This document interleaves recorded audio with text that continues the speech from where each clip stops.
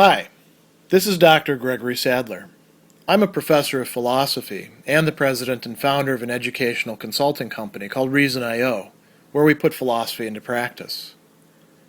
I've studied and taught philosophy for over 20 years, and I find that many people run into difficulties reading classic philosophical texts.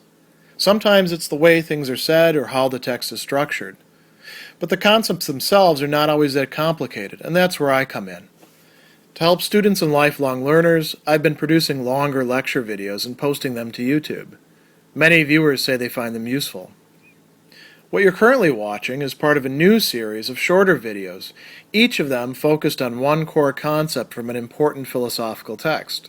I hope you find it useful as well. In Chapter 1 of his book, The Life You Can Save, Peter Singer is going to be making an argument on well-developed utilitarian grounds that those who are not living in extreme poverty, particularly those who are living in situations of what we can call affluence, however relative that is going to turn out to be, have a moral duty to help those who are, in fact, living in extreme poverty. And he's going to point out something that we'll come back to in a bit, that within developed first world societies, where there is indeed poverty, that poverty is often understood in ways that are somewhat different to the poverty that many people in other locations, in other countries, are facing on a daily basis. And so it's helpful, he thinks, to turn to sort of graphic and descriptions and clear analyses of what that is going to be. So he says we should listen to the people living in extreme poverty and find out what they're experiencing and what they would like to change. So a few years ago, it was 2018, the World Bank asked researchers to do just that. They were asked to document experiences of 60,000 women and men in 73 countries. And so these are some of the overall results. And he's going to say they essentially break down into unsatisfied material needs and then a degrading state of powerlessness, which reinforce each other. So some of the highlights or bullet points of this: you're short of food all or part of the year, often eating only one meal per day, sometimes having to choose between stilling your child's hunger or your own, and sometimes being able to do neither. So, ubiquitous hunger. You can't save money.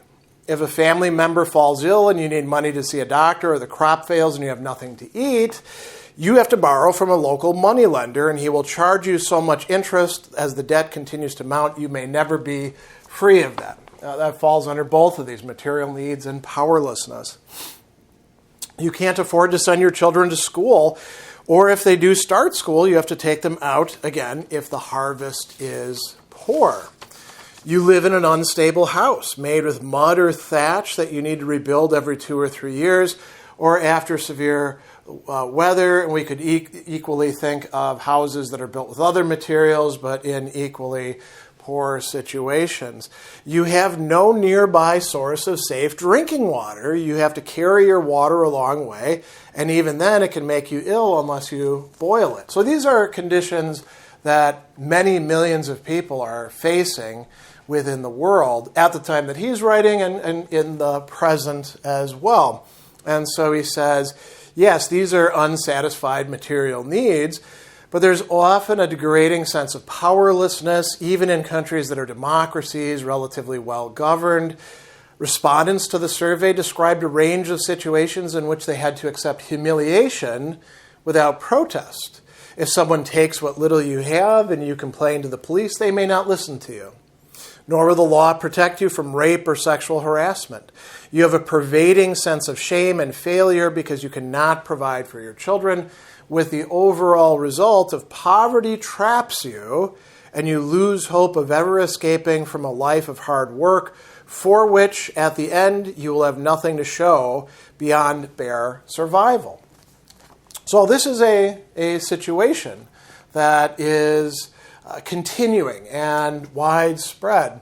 And he talks about the World Bank defining extreme poverty as not having enough income to meet the most basic human needs for adequate food, water, shelter, clothing, sanitation, healthcare, and education. And he says, between 1990 and 2015, more than 1 billion people lifted themselves out of extreme poverty, which is a great thing, but there are still many people living in extreme poverty. And we might think in our own time, as we are seeing environmental degradation and economic dislocations, that perhaps it may wind up with more people living in this type of extreme poverty. So his point here is not just that, poor people have to deal with precarity and, fears about what's going to happen and humiliations. It also kills.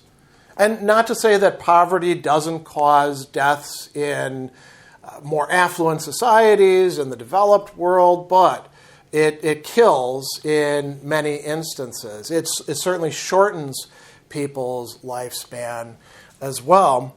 And he's going to point out that in wealthy societies, most poverty is relative, meaning that people feel poor and they are classified as poor because they don't have things that other people higher up in the economic and social hierarchy have. They see things advertised on television, and now we might say on your phones and laptops and whatever else you have access to, that are beyond their budget. But they do have a television or a phone.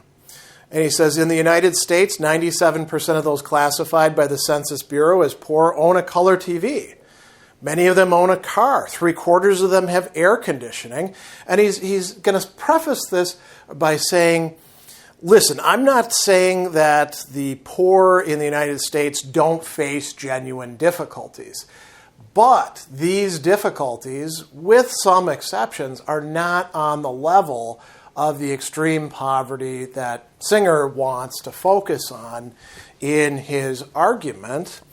And he says that, the 736 million people living in extreme poverty are poor by an absolute standard. All of this is an absolute standard tied to the most basic human needs.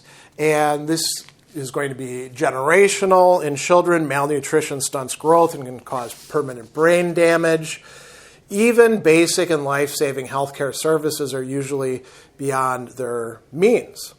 So, what about affluent societies? He's going to say, in September 2018, for the first time in the history of our species, more than half of all humans alive were middle class or above.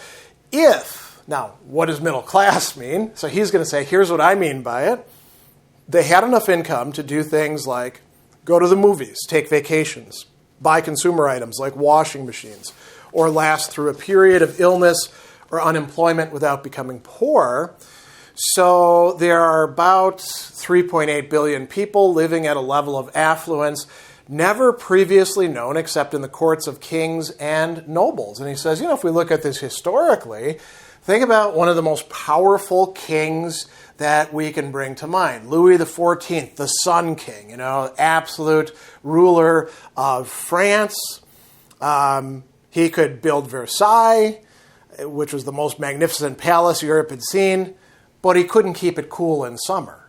Whereas poor people, middle-class people certainly, have access to air conditioning here, right? His gardeners were unable to produce the variety of fresh fruits and vegetables we can buy all year round. If he developed a toothache or fell ill, the best his dentists and doctors could do for him would make us shudder. So he says, we're not just better off than a French king who lived centuries ago, we're also better off than our own great-grandparents. We can live longer. We don't have high infant mortality rates at this point. And now he's going to say something that, in the present we might want to rethink. The average American in 2018, according to his statistics, is spending only 6.4 of their income on buying food. So if they work a 40-hour week, it takes them barely 2 hours to earn enough to feed themselves for the week. And what is the result? It leaves more to spend on consumer goods, entertainment, and vacations. Now, if we're good utilitarians, we would want to revise these figures in light of inflation when it comes to food. We'd also need to look at, for example, rising housing costs, the cost of medical insurance, if you can actually get it, the cost of not having it, if you need to use health care and aren't covered, and we could go on and on and on. Perhaps things are not quite so rosy as the picture that Singer is developing, and perhaps they weren't quite so rosy in 2018. But it's very clear that if you do have the capacity to spend on other things like consumer goods, entertainment, even vacations, you are definitely way better off than those living in extreme poverty, right? And he's going to talk then also about another feature of affluent society, which is also a feature of societies marked by extreme poverty. There's also the super rich. And he says people who spend their money on palatial homes, ridiculously large and luxurious boats, private planes. He's also going to give the example of purchasing luxury watches. All of these sort of conspicuous consumption, or what he's going to call a conspicuous waste of money. And it's not a complete waste since they display status to them. But from a utilitarian point of view, this is definitely a waste, right? Whatever pleasure they're getting out of riding around in their yacht, which costs an incredible amount of money and burns through all sorts of fuel and requires an entire staff of people just to keep it going, there's a pretty negative payoff when we think about, society in general and, massive houses as well, private airplanes. All of these sorts of things are essentially a waste of resources, but there is a market, and this indicates the affluence. And this is actually going to provide, within the scope of his argument, what we could call a even stronger position. If people can afford to be wasting that money on all these things, why not alleviate poverty? If not for everybody, at least for some, when it's clearly there for hundreds of millions of people, perhaps even a billion at this point. So these are some of the, you could say, background that Singer is developing for his argument. Now, why is he doing that? Because a utilitarian is going to argue from particular outcomes that are being expected and from the situations that people find themselves in. If it was the case that everybody was poor, which is not the case, then he'd be producing a different argument.